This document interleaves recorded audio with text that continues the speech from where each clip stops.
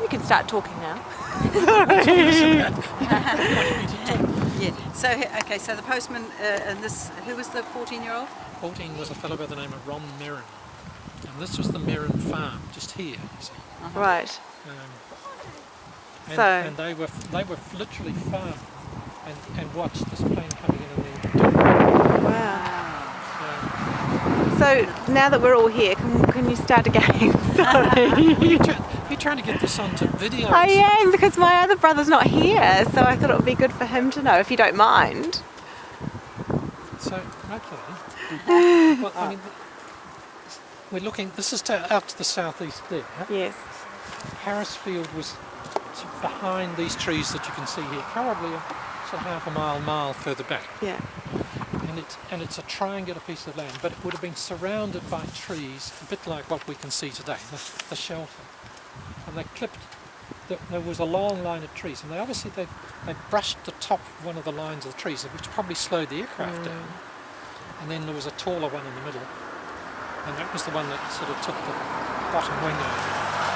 And they bobbled on, obviously trying to find somewhere to land, and they finished up just here on this bank on this side here.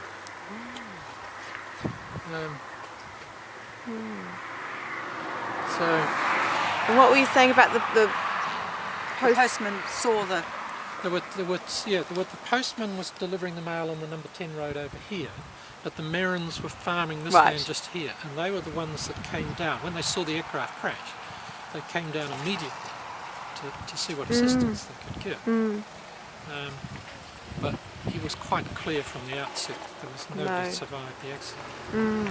But I was explaining to Mother as I came out, my mother was a WAF driver at Harewood, and she was saying to me, oh dear, we used to be terrified.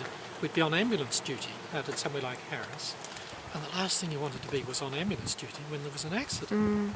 And fortunately she wasn't on duty this particular day, but it was a long gravel road. I mean, we've come out on a sealed road, so it was quite a long trek out from Harewood itself.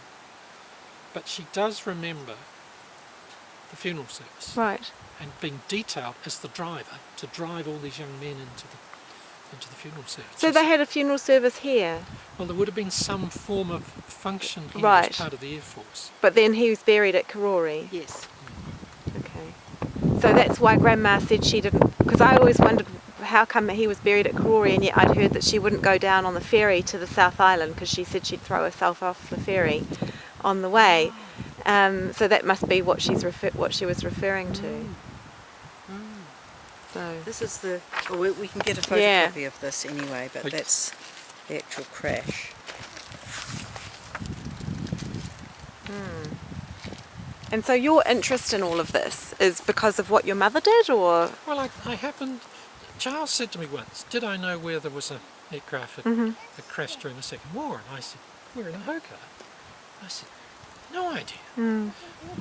I was in the library, Rangiora Library one day, doing my other research, and sort of came across it and it says, "Oh, Toka country, I wonder what that's about." Chronology of the Harewood Aerodrome. And I went, "Oh, that's interesting."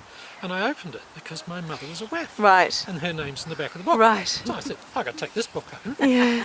And it was, I took it, it was a research book. They said, "Oh, you're not supposed to take that." But I took it to Mother, who's totally non-historic. She can't understand me being involved in this sort of stuff. And I gave her the book and she went, she opened it up and I lost her for 40 minutes. She was flicking over and said, "Oh, I remember her. Oh, I remember that. Oh." And then she said to me, "Is the story in here about taking the H out of Harewood?" And I said, "What story?" And she said, "Well," and she's about the size of your mum. She was the driver of one of these big articulated lorries. They were bringing all these semi-assembled aircraft, and she said 2 burly sergeants got in the cab beside me, and I'm sitting there, and she said, "I go to swing in to Harewood, and I missed. I took the gatepost out with H on it." And is it in there? No. How I took the H out of Harewood. That's great. That's great. In Harewood. Oh, that's awesome. That's great. So that was the H.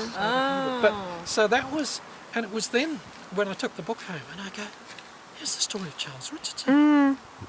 Because I'd been to, as Charles had said, see what you can find out. I'd gone to the the aviation, the museum at Wigram, and the archivist said, "Oh dear, no,